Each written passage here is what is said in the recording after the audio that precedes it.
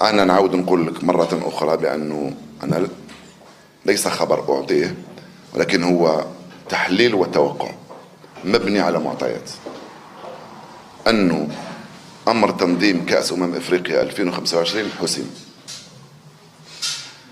ليس رسميا، ولكن حسب تواصلي مع الناس فهمت بأنه الأمر حسم بنسبة كبيرة جدا، وتم ترتيب كيف سيكون التنظيم. هذا أمر كان يحدث زمان، باش نقولها لك، حتى الدورات السابقة كانت التوقعات هي نفسها التي حدثت فيما بعد، لما أعطى عيسى حياته 3 بطولات إفريقية سابقة.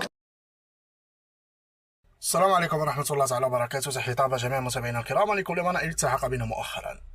إذا متابعينا الكرام، كما سمعتم مجددا، هذا أحدث تصريح للطعراجي حفيظ